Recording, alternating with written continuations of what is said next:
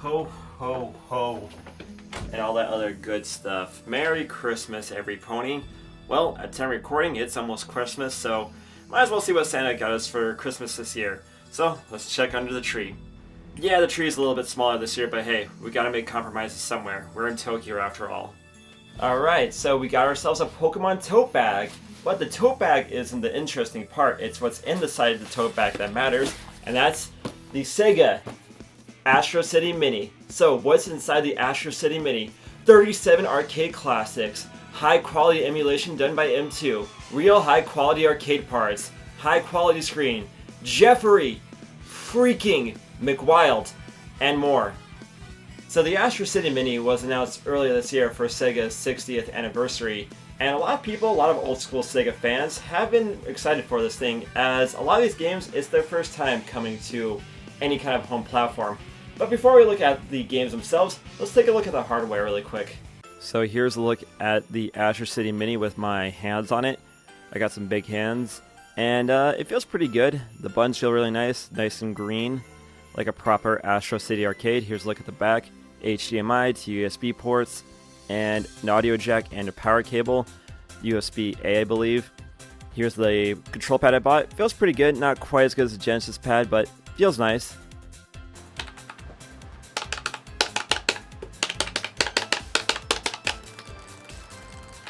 That was just to show you that, yes, these buttons are clicky. I'm not sure if they're Sanwa, but they feel good. Here's a look at the unit in action with the screen on. I like that green bar underneath the speakers. It's a nice touch. The screen is super high resolution, and when you do go into the games, there is bars on the side, and you can change those in the system settings if you want to. I personally like this this kind of blue-ish thing right here. Gives a little bit of flair, and it's not too distracting. Each game has 2 save slots, and it's really intuitive to use. Whenever you want to pause a game, you have to hit both the credit and the start buttons at the same time. But overall, the build quality of this thing is really high tier. I'm really impressed with Sega here. It's certainly a lot better than the SNK mini arcade that came out a while back. I don't have one of those, but I have played it, and I wasn't impressed. Oh ho, thank you Z-Man. What a handsome dude. Anyway, now that we've looked at the hardware, really impressed with this unit, by the way. Really high quality stuff here from Sega. Let's take a look at all 37 games in the Astro City Mini. Again, there's 37 titles on this thing, and I'm going to go over them in chronological order. And I'm only going to give you a few sentences and my quick thoughts on these games. I mean, who wants to talk about something like, say, Columns or Ichidan R for more than a minute? So, let's just jump right into it. So with that out of the way, let's begin. First up is Flicky, a simple game with a colorful premise. Get the birds to the exit and avoid the cats. I played the heck out of this game on Sonic Mega Collection back in the day. Simple to play, difficult to master. The key ingredients to a great arcade title.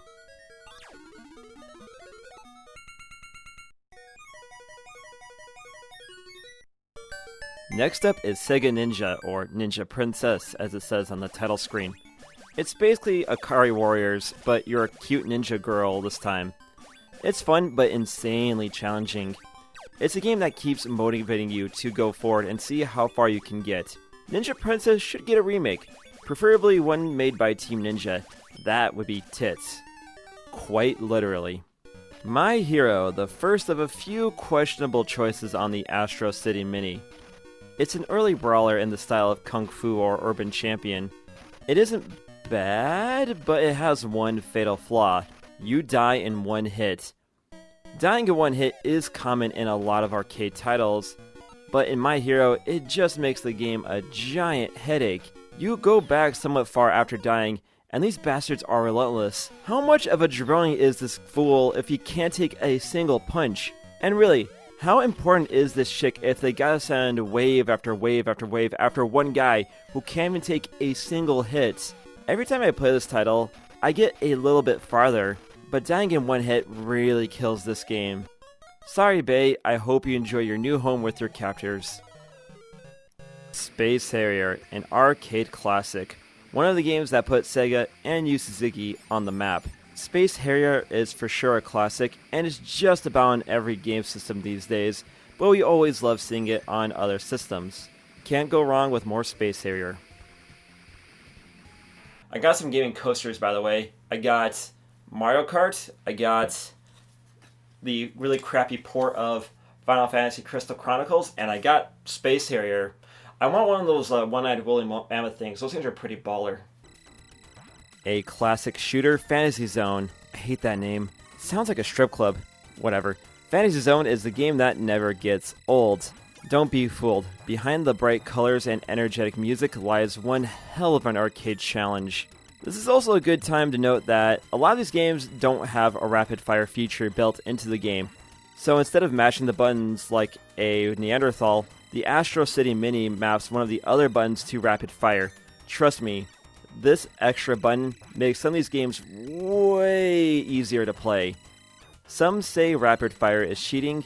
I say to those people they can eat my asshole. Wonder Boy, Wonder Boy Monsterland, and Wonder Boy 3 The Monster Lair, 3 great 2D titles. The first Wonder Boy is like an endless runner where you get fruits. Monster Land expands the idea with RPG elements, and Monster Lair refines the formula from the first title. I don't know why Wonder Boy starts out in his underwear in Monster Land. If I was going out to fight monsters, I would at least put on some clothes, but I digress. All 3 Wonder Boy titles are fantastic and are welcome additions here. Quartet 2, a bit of a weird title, is a run-and-gun platformer. It's a fun little game, but Jesus Christ on a cracker, this game throws a lot of shit at you.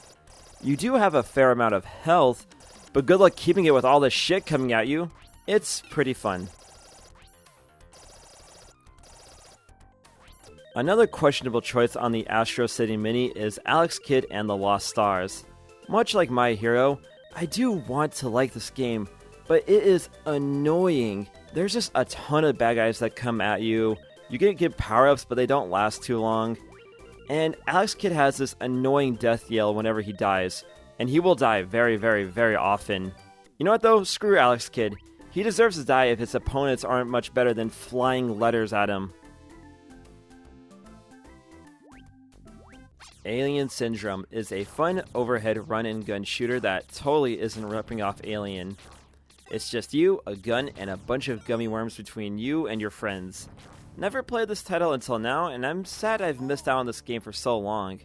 It's quite addicting, and I really love the aesthetic here. One of my favorites on the Astro City Mini is Shinobi, a classic running and platforming title. It's challenging but fair, and it always keeps you going for one more round. But the one thing I've never liked about the first Shinobi title is that I never liked how Joe Musashi jumps. It looks like he dumped ass. Also, does the Musashi clan have a cloning farm? Is that why all these kids look the same? Maybe I'm reading too much into Shinobi, but I'm happy this game is here. But the point is, Sega, make a new Shinobi title! Sonic Boom, not to be confused with that other Sonic Boom, is an early and extremely difficult spaceship shooting title. Well, airplane shooter in this case. What makes these early shooters so difficult is the strategic enemy placement. It's not about how many bad guys and how many bullets they put on the screen, it's just that they always put a bullet right where you want to be. Another thing about these games is that whenever you die, you go back to a checkpoint, which makes it that much harder to progress. Another thing about this title in particular is that the bullets are very hard to see, especially if you're playing on the Astro City Mini's arcade screen. It's not a bad title by any means, but man, is it a challenge. Rise from your grave. Wise from your grave. Altered Beast isn't the best title, but it is memorable. I can see why Sega marketed this game so much back in the day in the Genesis's early life. It's certainly got a charm to it, that's for sure, and that's why people still refer to this game years after launch. As cool as the monster designs are, the bear always confused me in this title. It looks like a giant teddy bear doing kung fu. I'm surprised Sega hasn't marketed the bear as a mascot, given that my Japanese friends say kawaii upon seeing me get to stage 3 in Altered Beast. That's an aside though. Altered Beast, it's fun. Yeah. Scramble Spirits is another brutally hard shooter. There are some quality of life improvements here over Sonic Boom, such as respawning in place, as well as options that you can use in battle. There are also some cool scaling effects here, and the music is really nice. Scramble Spirits is tough, but fun and worth a few plays.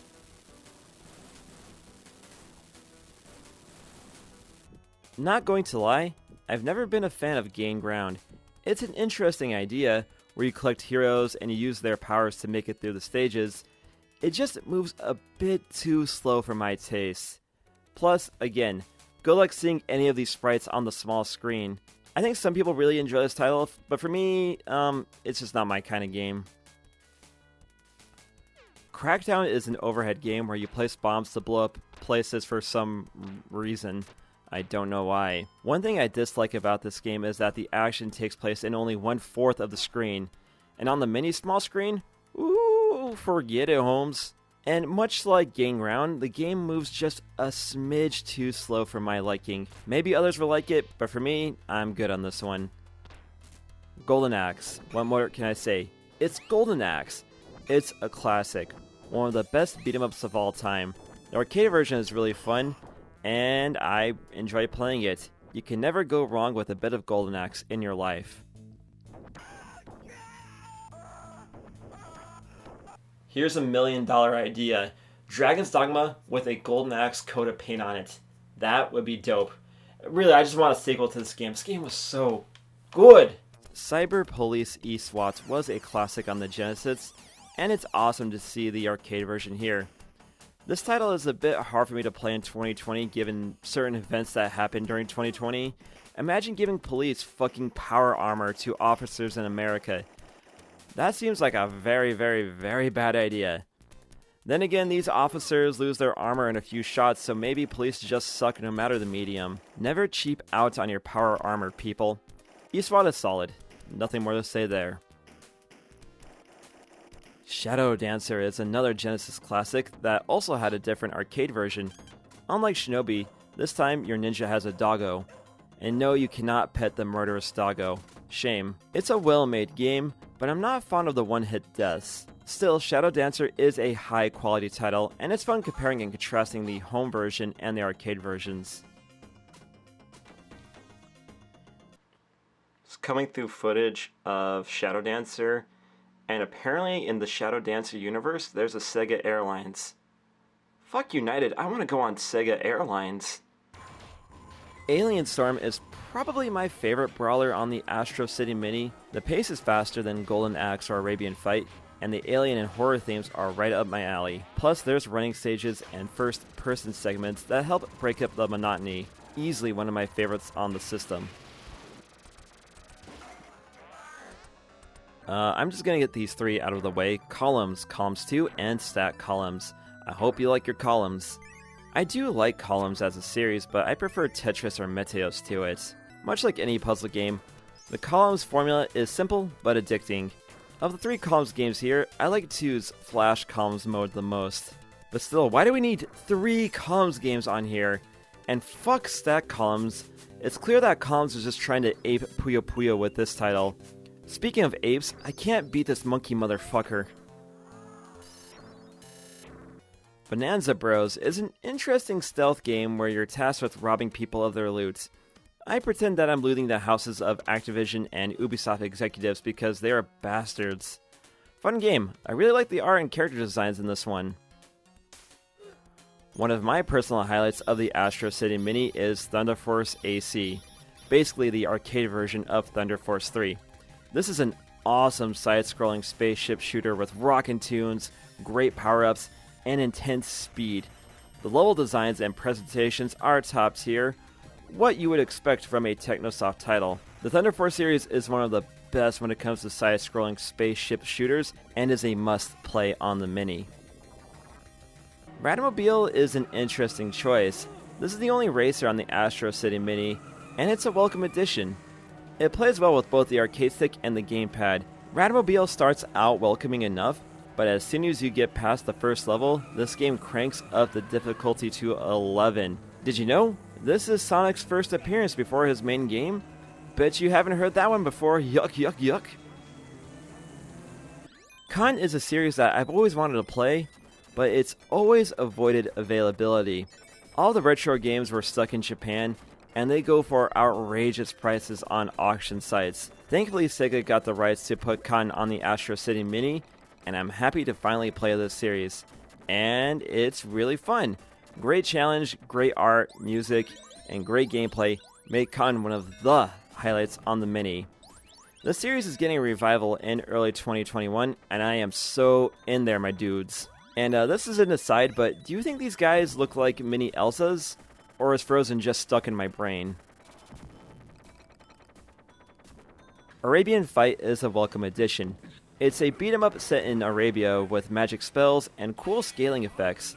It is a bit stiff, it doesn't feel quite as fluid as other Sega brawlers, and the hitboxes are kind of weird, but that aside, it is a fun brawler, and it did not deserve to languish in obscurity until 2020.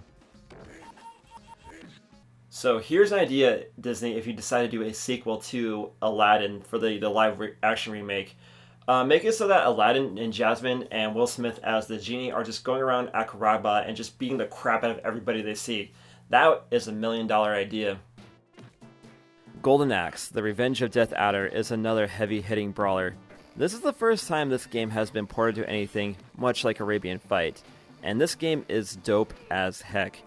Big sprites, awesome art direction, tight action, really cool magic attacks, and branching paths for some much needed variety.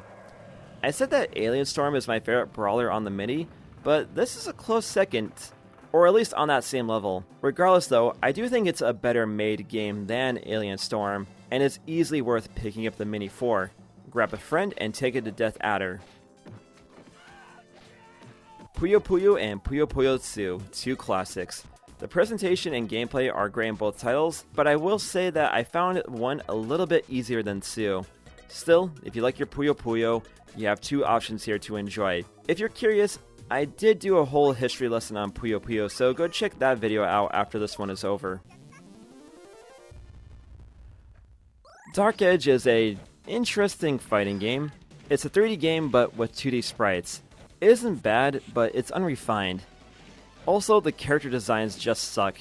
Hey, here's a lesson for fighting game developers. Make sure your character designs don't suck if you want your game to succeed. Isn't that right, Marvel vs. Capcom Infinite and Rivals of Aether? There is an idea here for a fighter if Sega wanted to continue the Dark Edge series, but as it stands, Dark Edge is a curiosity more than a must-play.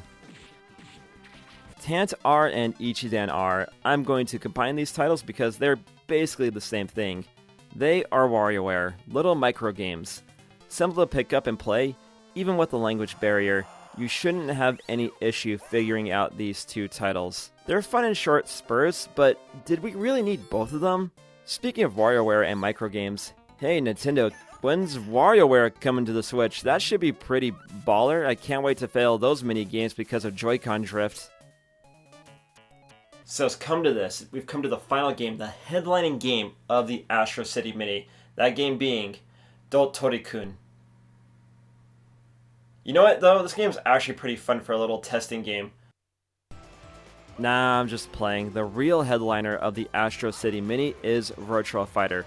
The first one. The first 3D fighting game. Virtua Fighter 1 has a unique charm to it. But I will say that we've come a long way since this title. Maybe I'm not an expert, but every character feels weirdly similar, and everybody is quite stiff. It reminds me of the early Mortal Kombat games in that sense. For an early 3D fighting game, the graphics have a charm to them that ages it very well compared to other early 3D titles. I find this game more visually appealing than, say, a lot of early Nintendo 64 or PlayStation games. And you can't go wrong when a game has a character named Jeffrey fucking McWild in it. I cannot wait for offline tournaments to happen again so someone can bring their Astro City Mini to run Virtua Fighter 1 tournaments at the next EVO.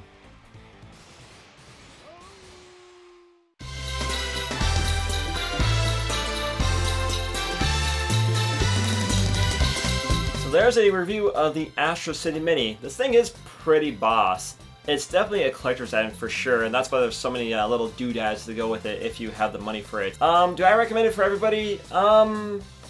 Yeah, you know what? I actually do recommend this thing. It is a cool little device, the build quality is really nice, and you do get a lot of games on here too. But there are some problems though, like the USB controllers. You can't use a lot of controllers from what I've tested. Virtual Fighter has some emulation problems, nothing game breaking, but definitely not the best quality porting job M2 has ever done. So here's a few extra bits I forgot to put in the video proper. There are English settings on it, but the English settings only apply to the main menus. There's no English settings for the ROMs themselves. That's not an issue because these are arcade games, but there are a few story bits, there are a few menu options, and a few instructions that might be confusing if you don't speak Japanese. All the games are 2.0 only because there's only 2 USB slots, and of all the USB controllers I've tested, like my arcade stick, and Nintendo Switch Pro Controller, and a Hori Switch Pro Controller, none of them worked. Not saying that there aren't other options out there, but for my tested, you're stuck ordering the official Sega pads. And there's also no settings for the games themselves, so you're just stuck on the arcade standard difficulty. And a lot of these games are pretty challenging. I really wish they would have had those settings, but it is what it is. And as far as I know, this thing is Japan only for the time being. So if you are going to order this thing, you are going to have to order some of the extra controllers too if you want to do 2-player mode. So keep that in mind. This thing can be pretty expensive to ship from Japan, especially during a global pandemic. But I'll leave that to you to decide if it's worth it. But for me, I would say, you know what? I have my fun with this thing, and it's going to be really nice on the shelf, and I could definitely see myself pulling this out from time to time to play some Virtual Fighter or some Cotton. And speaking of the highlights, I definitely think the highlights of this thing are Cotton, Virtual Fighter, and Revenge of Death Adder. So there's my take on it. So just to wrap my thoughts on the Astro City Mini, it's a really cool gesture from Sega. It shows that they haven't forgotten their legacy. It shows that they haven't been ignoring all these requests for years for their ports of some of their back catalog of games. A lot of people grew up on these games both in America and Japan and Europe, and it's nice to have them in an accessible form like a mini console. While it isn't perfect, and I would like to see these things on a system like, say, the Nintendo Switch, but this is a start. It shows that Sega cares, and I hope we see this from other companies like Capcom, like Nintendo, like Bandai Namco, like Koei Tecmo. People grew up on their games, and it'd be very shameful to see those legacies just fade away into obscurity. So my call to arms for you, the people watching, is don't let up. Keep on requesting, keep on letting your voice known, and hey, maybe we'll get another one of these bad boys in the future. Hopefully one with Sonic the Fighters on it. But anyway guys, thank you for watching. Let me know in the comments, are you going to pick up a Sega Astro City Mini? What are your thoughts on it? Let me know in the comments. And while you're down there, why don't you give me a nice Christmas present of subscribing to the channel. And my present to you is more internet content, and you can never have too much of that. So make sure you subscribe and hit the bell as well for notifications on future videos. If you want to know more about me and my personal life here in Japan, you can follow me on the social media, Twitter, Instagram at Zmings. And with that, I say Merry Christmas. I hope everyone has a safe holiday season and a very fantastic New Year's. And I'll see you guys soon. Take it easy, everybody. And yeah, see you later. Happy holidays.